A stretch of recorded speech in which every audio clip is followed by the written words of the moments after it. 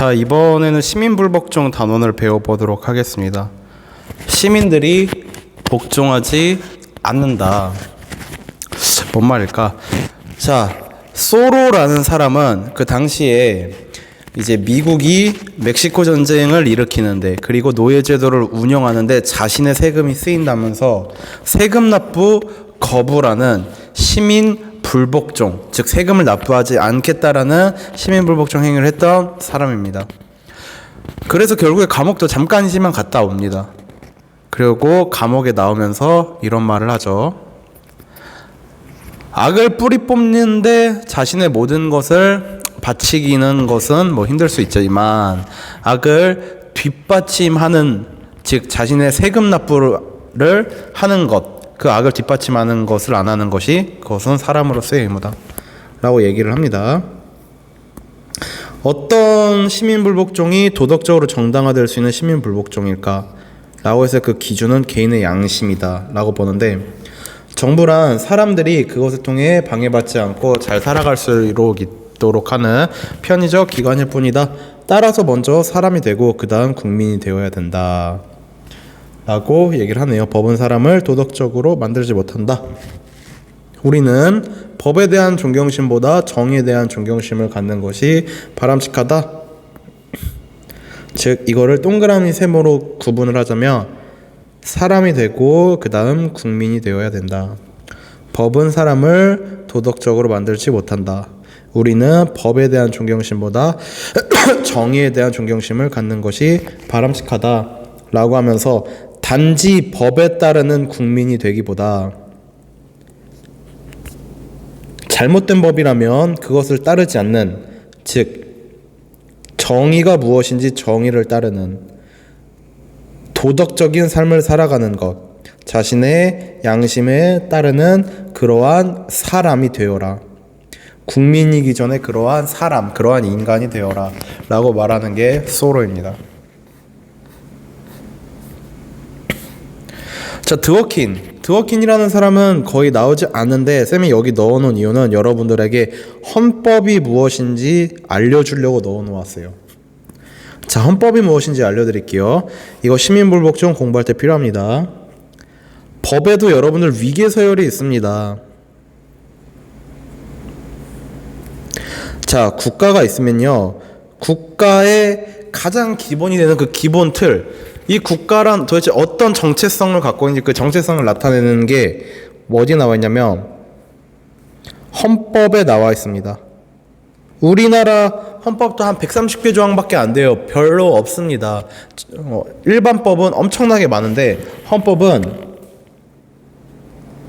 최고의 법으로 그 국가의 정치 체제와 그리고 다양한 기본권들을 규정하고 있습니다. 대한민국 헌법에도 보면요, 대한민국은 그 민주공화국이다. 그리고 그 기본권, 우리가 기본적 권리로 누릴 수 있는 그 자유의 목록이 헌법에 쫙 나와 있어요. 그리고 이 헌법을 구체적으로 실현하는 국회에서 만든 일반 법률 및 정책들이 여기에 해당하고요. 헌법의 구체적 실현에 나와 있습니다. 그리고 관련되어서 우리 헌법재판소에서는 이 헌법을 기준으로 판단을 내리고, 자, 일반 법률 및 정치는 국회에서 국회의원들이 이제 입법 만드는 법은 헌법이 아니라 여기 2차원이고요. 헌법은 바꾸는 규정이 정말 너무나 힘듭니다. 헌법 바꾸는 거 너무나 힘들어요. 그 동의하는 인원수 자체가 정말 엄청나게 동의 인원수가 정말 많아야 되고, 그래서 우리의 대법원, 고등법원, 지방법원의 3심제가 다 여기에 해당이 됩니다. 예시를 알려드릴게요. 우리 헌법에 집회의 자유를 누릴 권리가 기본권으로 헌법에 명시되어 있습니다. 이게 예전에 국회에서 이제 입법을 했어요. 구체적으로 이 집회의 자유를 어떻게 누릴 수 있느냐. 늦은 저녁에는 불구하고 이외 시간에 이 집회의 자유를 누릴 수 있다. 라고 이제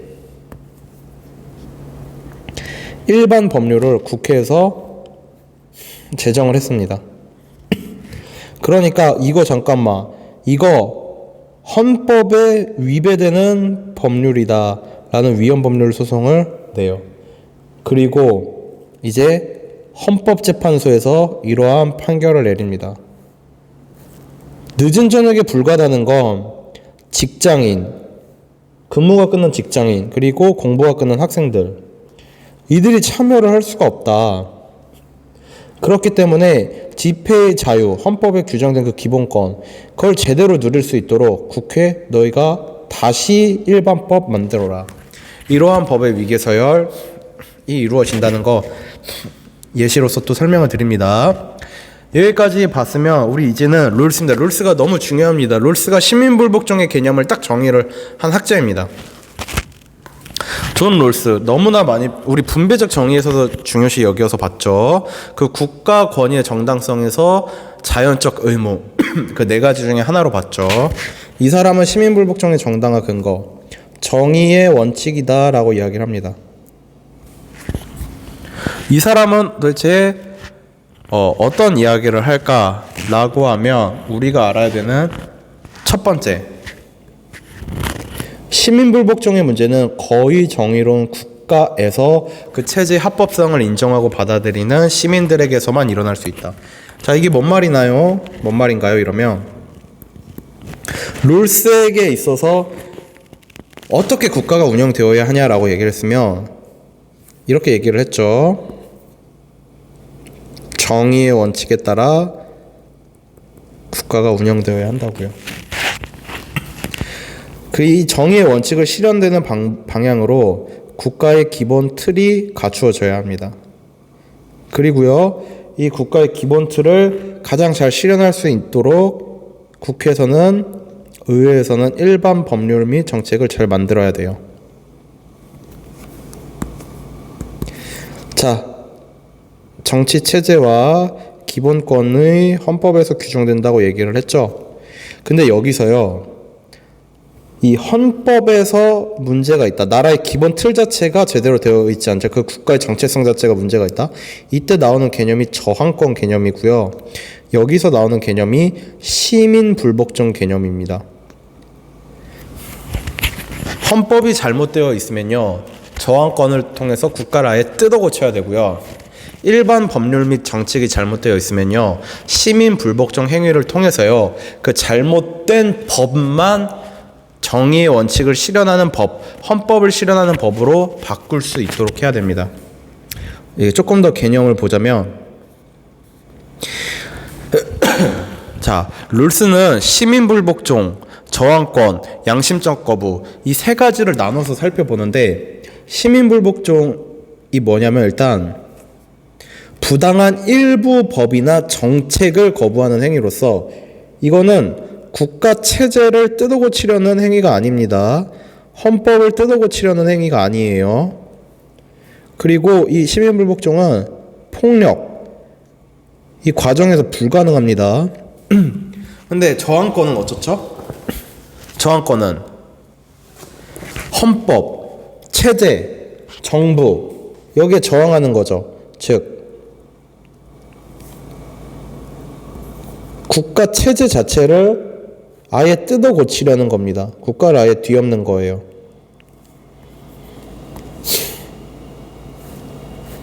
이 과정에서 폭력 가능하다라고 롤스는 봅니다. 자, 양심적 거부는 뭐냐면요, 일반화될 수 없는 그냥 개인의 주관적인 도덕적 신념에, 종교적 신념에 입각한 거부 행위로서 롤스가 봤을 때 오직 시민불복종의 근거는 개인의 양심일 뿐이다 라고 봤던 소로의 시민불복종 행위는 시민불복종이 아니라 양심적 거부 행위에 불과합니다.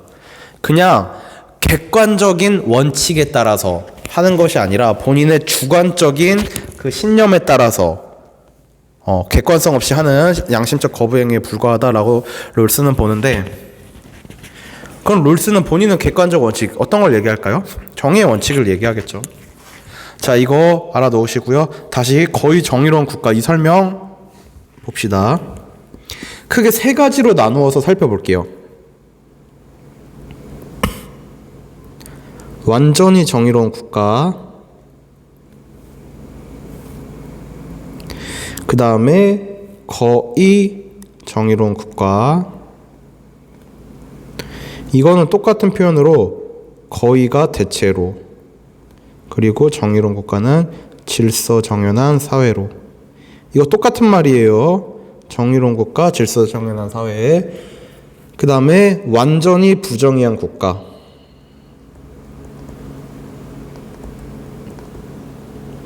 가 있으면 요 헌법과 일반법이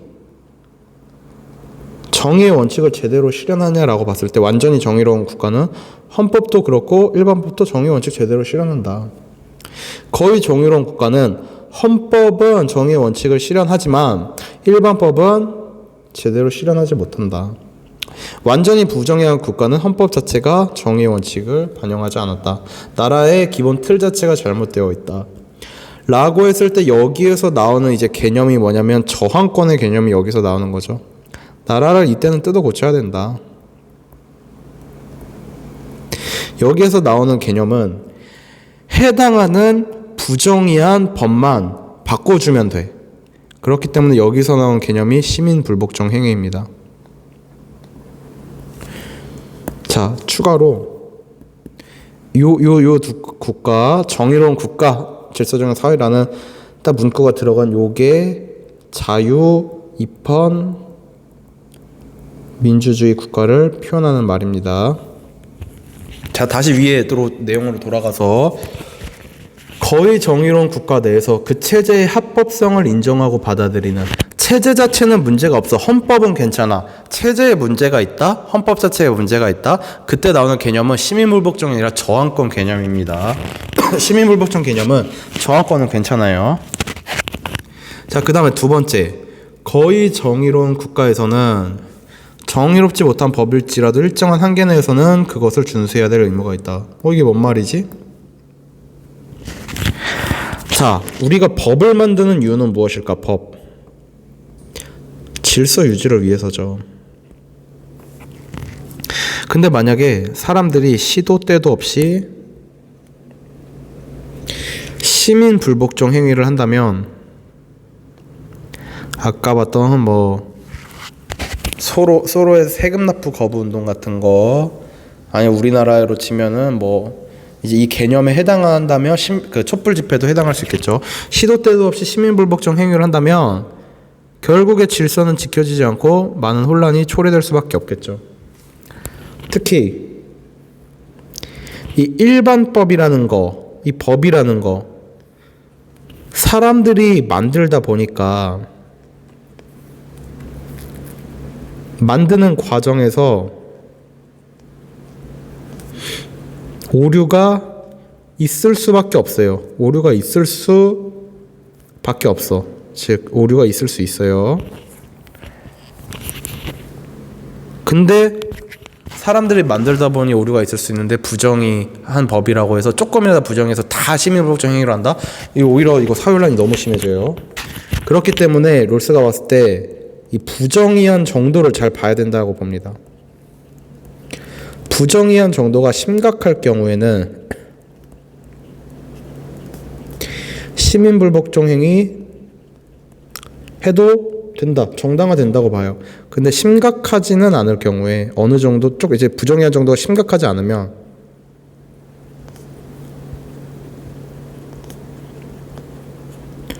어느 정도 부정의한 일반법은 준수를 해야 한다라고 보는 게 수로입니다. 그럼 이제 사람들이 말하길 도대체 이 심각할 경우에 시민불복종하는 경우 도대체 어떤 경우에 그럼 해당하냐? 이 경우입니다. 제1원칙인 평등한 자유의 원칙을 위반하거나 평등한 자유의 원칙을 위반하면 안 돼요. 예를 들어서 기본권인 투표권 일부 사람들이 박탈하겠다. 아니면 어느 날 갑자기 종교의 자유를 억압하겠다. 이러면 바로 이제 시민불복종 나가야 된다. 그 다음에 공정한 기회균등의 원칙도 위반할 경우에는 그땐 나가야 된다. 근데 차등의 원칙, 최소 수혜자에게 최대 혜택을 주는 복지 정책은 사회마다 다 달라. 어떤 게 맞고 어떤 게 틀리다 이렇게 구분하기 참 어려워. 그 국가마다 조금씩 다르니까. 그렇기 때문에 차등의 원칙은 요 시민불복종 행위에 차등의 원칙을 어겼다고 해서 해당되는 건 아니다 라고 롤스는 봅니다. 대표적인 시민불복종 행위의 사례가 어떤 것들이 있을까 라고 하면 어떤 게 잘못됐다고 공개적인 포럼에서 이야기하는 것, 연설로 이야기하는 것, 청원으로 이야기하는 것. 선생님이 봤을 때 여러분들 이해하기 쉽게는 광화문에서 해당 개념에 맞게 촛불 집회를 하는데 도로교통을 혼잡하게 하면서 하는 어떤 촛불 집회를 떠올려 보세요. 선생님 도로교통 혼잡하게 하는 이런 조건이 왜 들어가요? 라고 하면 좀 이따 위법 이런 것과 관련돼서 또 이야기를 하려고 합니다. 자, 시민불복 이제 개념정의입니다. 이 개념정의 이거 기억하세요. 법이나 정부의 정책, 여기서 말하는 법은 헌법이 아니라 일반법이죠. 를 바꾸려는 목적으로 행해지는 공공적이고 비폭력적이며 양심적이긴 하지만 법에 반하는 정치적 행위다. 자, 하나씩 설명을 가겠습니다. 먼저 공공적이다라는 말은 뭐냐면 사회 다수가 공유하는 그런 어떤 공공의 정의관에 따라서 행해야 된다라는 겁니다. 이거 뭘까요? 당연히 정의의 원칙에 따라 사회가 운영되어야 한다라고 생각을 하는데 헌법까지는 괜찮은데 일반법이 그렇지 않더라 라는 거죠. 그 사회를 살아가는 공동체 다수가 갖고 있는 정의감에 비추어 봤을 때 정의의 원칙, 엄밀히 말해서는 제1원칙 그리고 제2원칙 중에 공정한 기회균등의 원칙을 어길 경우 그러면 안 되고요. 은밀히 몰래 하는 게 아니라 공개적으로 해야 된다라고 봅니다. 그리고 비폭력적, 기억하세요. 비폭력적. 그 다음에 뒤에부터 법에 반하는 시민불복종 행위는 위법, 불법 행위입니다. 그리고 정치적 행위다라는 건 뭐냐면 결국에 정의의 원칙을 실현하기 위한 행위고요. 다수에게 소수가 이야기하는 겁니다. 이거 잘못됐다. 너희 알아야 된다. 왜냐하면 내가 다수파일 때는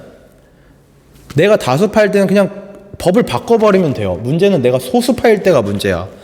내가 법을 바꾸기가 쉽지 않아. 지지를 받을 수가 없잖아요. 어떤 법 발의를 해도. 그래가지고 이제 내가 소수파일 때 시민불복종 행위, 이거 평등한 자유의 원칙, 그 다음 공정한 기회균등의 원칙을 어긴다. 너희 좀 이것 좀 알아달라라고 알리려는 정치적 행위입니다. 자, 양심적 행위. 개인의 양심에 따른 행위이다? 맞아요. 맞다고? 아까는 쏘로 틀리다며. 정확히 말하자면 이렇게 표현될 수 있습니다. 주관적인 도덕적 신념.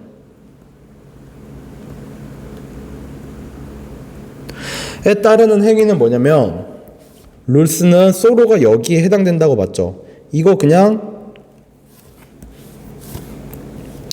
양심적 거부 운동이에요. 양심적 거부. 이건 시민불복종이 아닙니다. 롤스가 봤을 때 시민불복종은 뭐냐? 사회 협동체의 유지 조건. 사회 협동하는 것을 유지되려면 분배가 공정하게 이루어져야 되겠죠? 어떻게? 정의의 원칙에 따라. 이러한 객관적인 어떤 원칙에 따라 하는 시민불복종. 즉 공동체 다수의 정의감에 비추어 보았을 때 정의의 원칙이라는 어떤 객관적 기준을 어기네 라고 내 양심에서 그러한 정의의 원칙을 객관적 기준을 통해 봤을 때 잘못됐다. 그러면 여기에서 할 수 있는 게 이제 시민불복종이다 라고 보는 게 롤스입니다.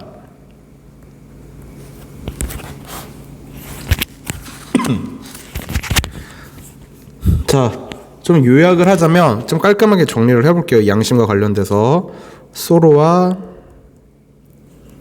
롤스의 입장입니다. 소로는 양심에 어긋나는 모든 법에 즉시 불복종해도 되냐? 라고 했을 때 이것에 대해서 yes, 그렇다라고 이야기를 합니다. 이 사람에게 있어서 양심은 주관적 차원에서의 개인의 양심입니다. 나의 양심이 중요한 거예요. 근데 롤스에게 있어서는 뭐죠?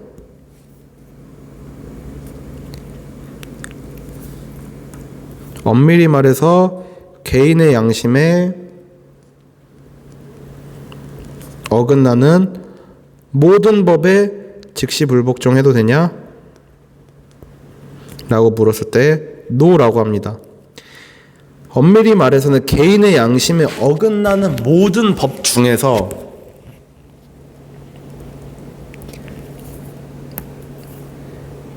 객관적인 정의 실현 차원에서의, 즉 정의의 원칙을 실현하는 차원에서의 양심을 말합니다. 개인의 양심이라고 나와 있어요. 양심적 나와 있어. 룰스도 어떤 경우에 맞고 어떤 경우에 맞지 않아요. 그냥 단지 양심적 나와 있으면 이 개념 정에서 봤을 때 맞아요. 근데 엄밀히 깊게 들어가서는 그때 양심이란 내 양심에 어긋나는, 즉 내 주관적인 양심에 어긋나는 모든 법이 아니라 정의의 원칙과 관련된 객관적인 양심을 말하는 겁니다.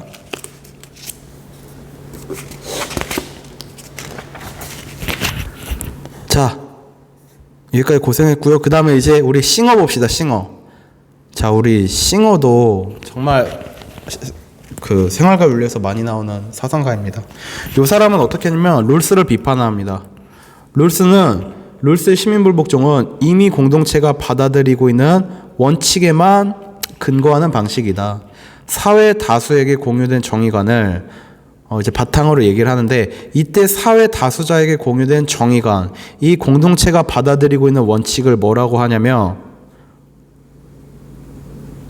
정의 원칙이라고 할 수 있죠. 롤스는 이 정의 원칙을 기준으로 얘기를 하는데, 문제는 이 정의 원칙이 동물과 자연, 환경에 대한 시민불복종을 이야기하지 않는다. 그렇기 때문에 롤스에 따르면 인간이 동물을 아무리 잔혹하게 대우할지라도 정의 원칙을 어기는 게 아니라면, 동물과 자연환경이 그 대상이라면 시민불복종 행위를 얘기하지 않는다. 그렇기 때문에 이 순간 이루어지고 있는 고통스러운 동물 실험, 지구온난화와 관련된 석탄 연료 사용, 야생보호구역의 댐 건설, 이런 것들을 다 반대할 명분이 없다. 시민불복종 행위를 할 명분이 없다. 롤스는 이게 문제다 라고 싱어는 비판을 합니다. 그러면 싱어는 어떻게 이야기를 할까 라고 하면 이렇게 얘기를 하겠죠.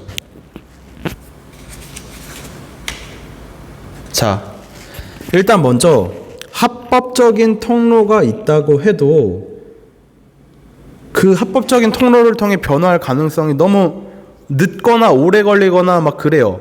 그러면은 어떻게 하냐면 성공적일 것 같은 불법적인 수단의 사용을 강력히 반대할 이유가 없다. 여기서 말하는 불법적인 수단은 시민불복종 행위입니다.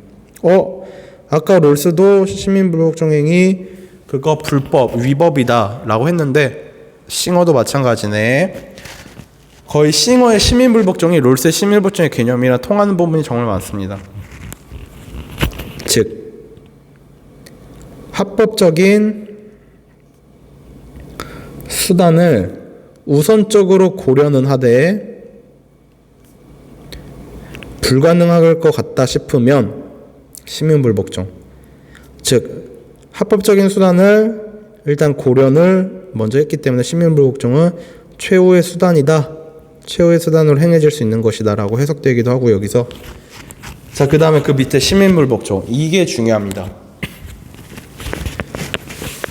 결국에 법에 대해서 반대하는 거죠. 어떤 법과 정책에 대해서 반대하는 거죠.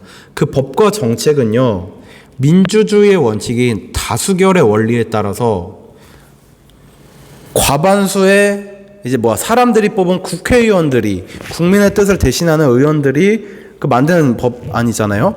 그렇기 때문에 이거 뭐냐면 민주주의의 원칙을 훼손할 수가 있어요. 다수결의 원칙을 훼손하려는 거니까. 이것에 대해서 이제 이렇게 얘기를 합니다. 민주주의 원칙인 다수결 위반일지라도 크게 두 가지로 나눌 수가 있다. 첫 번째는 엄밀히 말해서 진정으로 다수의 의견을 반영하고 있는 것이 아닐 때가 있다. 이때에는 다수에게 알리려는 시도이다. 자, 여러분, 여기에 야생보호구역에 댐 건설되고 있는데 그 과정에서 환경, 동물들 고통이 엄청납니다. 여러분들 이거 아시고 있으셨어요? 사람들이 나 그거 몰랐는데? 그거는 몰랐는데? 라고 할 수가 있잖아요.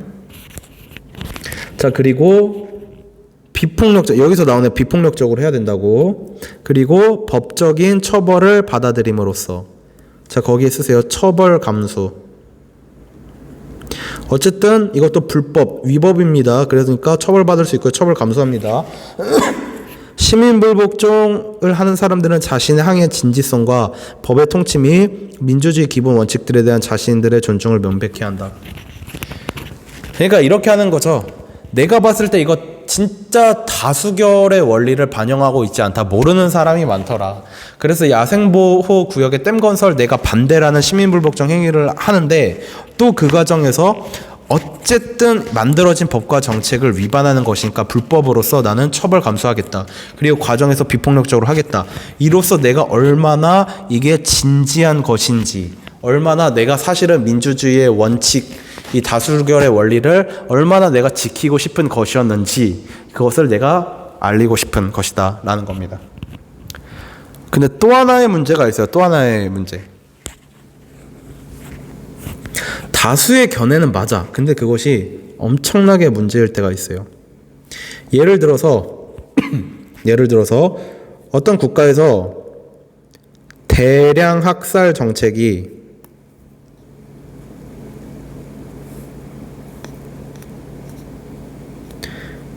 다수결 투표에 의한 것이라고 가정을 해봅시다. 대량 학살 정책, 이게 다수결로 그날에서 통과가 되는, 이게 뭐야? 그때 이제 이렇게 생각을 해야 된다. 이 사람은 공리주의자예요. 싱어 공리주의자입니다. 그렇기 때문에 사회 전체 이익을 증진하는 차원에서 항상 살펴봐야 돼요. 우리가 이러한 정책을 중단시키려고 한다면 우리가 중단시키려고 하는 악의 크기, 대량 학살을 그만두게 하려고 하는 거죠. 그거 엄청난 악이죠. 그리고 우리의 행위가 가져올 법과 민주주의에 대한 존중심의 감소, 다수결 어기잖아요. 지금 이거를 저울질해야 된다. 악의 크기가 훨씬 더 커야 되겠죠. 또한 우리의 행위가 목표 달성에 실패하여 반작용을 불러일으킴으로써 다른 수단으로서 성공할 가능성을 감소시킬 가능성도 고려해야 된다. 결국에 이 시민불복종이 불법적인 수단으로서 시민불복 행위를 하는데 이게 만약 실패했어. 근데 실패하는 그 과정에서 많은 사람들이 욕을 해. 그러면은 이제 또 다른 수단으로 반대하려고 하더라도 사람들이 야 뭐야 저거 또 반대를 안 해. 무조건 안 좋게 보고 이런 게 생길 수도 있죠. 그런 걸 다 따져봐야 된다라는 겁니다. 이 두 가지 경우 모두 다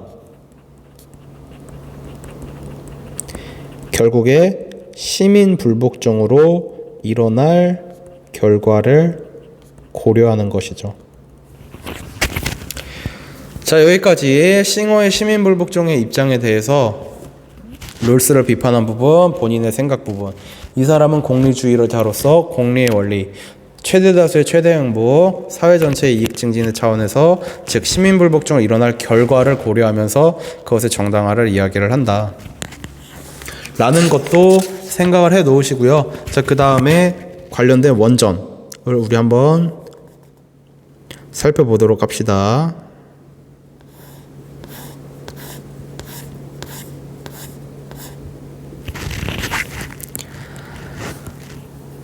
일단은 드워킹은 한번 그냥 읽어보세요. 헌법 알려주려고 쌤이 넣었으니까. 자, 룰스. 법의 바깥 경계선에 있기는 하지만 법의 바깥 경계선, 시민불복종은 위법, 불법행위다.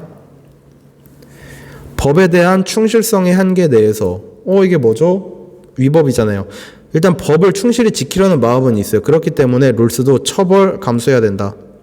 처벌 받아들여야 된다라고 얘기를 해요. 또 하나, 법이 나는 충실하게 지키고 싶어. 근데 너무나 이게 정의의 원칙에 맞지 않는 일반법이야. 그래서 이 법을 정의의 원칙을 실현하는 방향으로 바꾸고 싶어. 그러한 정의의 원칙을 실현하는 법이라면 난 충분히 따를 의향이 있어. 즉 법이 정의의 원칙을 실현하는 방향으로 바꾸려는 것이다. 자, 다수자의 정의감에 호소하여 그 공동체를, 그 사회를 살아가는 많은 사람들은 정의의 원칙에 따라 사회가 운영되어야 된다고 생각을 해요. 자유로운 협동의 조건. 이거 전부 다 정의의 원칙에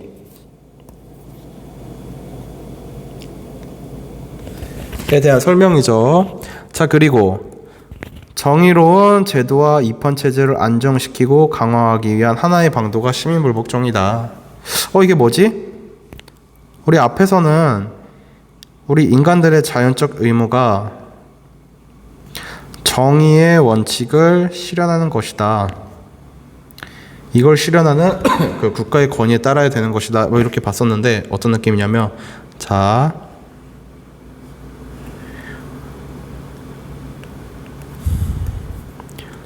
이 네모가 뭐냐면 정의의 원칙을 실현하는 헌법의 틀이에요.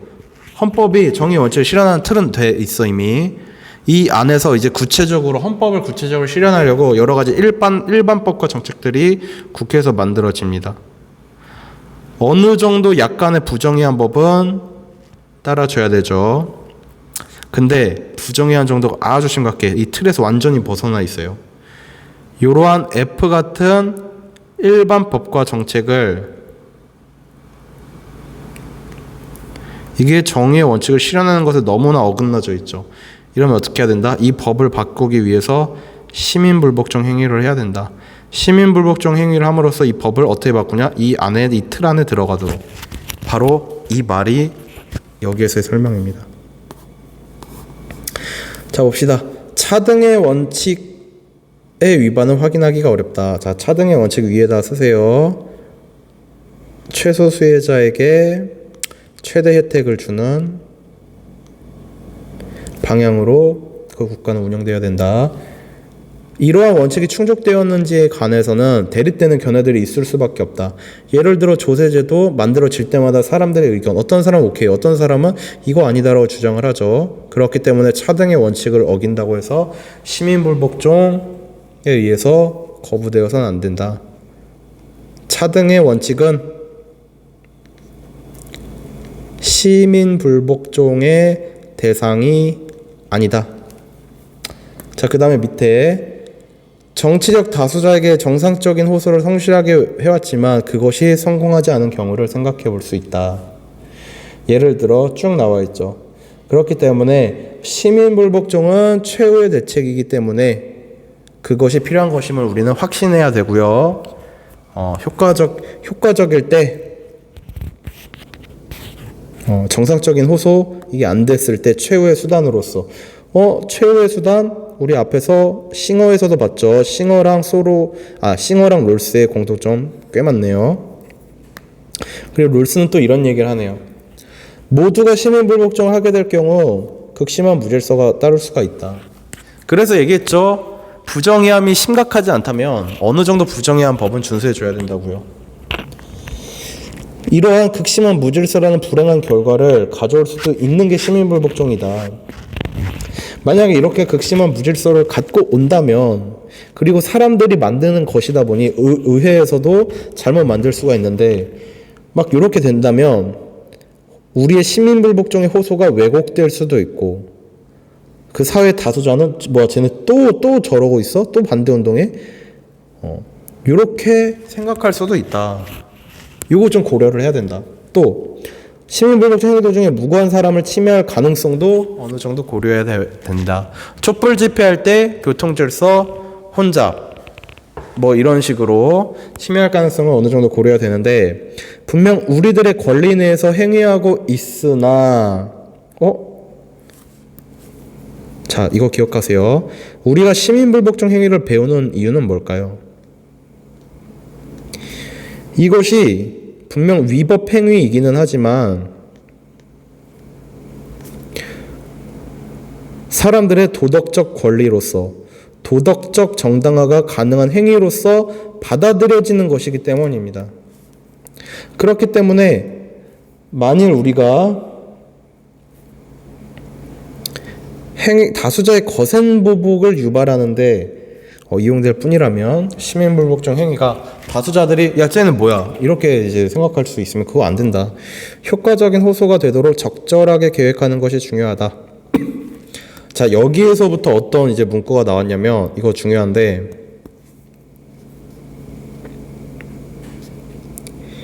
여기서부터 교육청에서는 이런 문구가 나왔어요. 이 부분 때문에 성공에 대한 합당한 전망이 있어야 된다.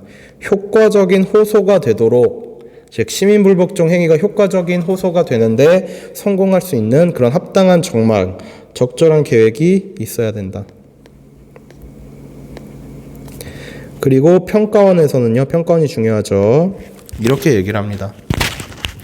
시민불복종으로 일어날 결과 이것이 오히려 시민불복종 행위로 인해서 다수자에게 거센 반발을 유발하지 않을지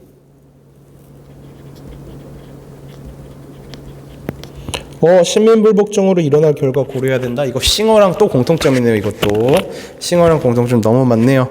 여러분 이거 롤스 싱어 공통점 한번 정리 우리가 배운 내용들 해볼 수 있도록 합시다. 그 밑에 시민불복종의 싱어가 말했던 하나의 예시를 담아놨습니다. 자, 읽어보시고 여기까지 하면 시민불복종도 끝났네요. 고생하셨습니다.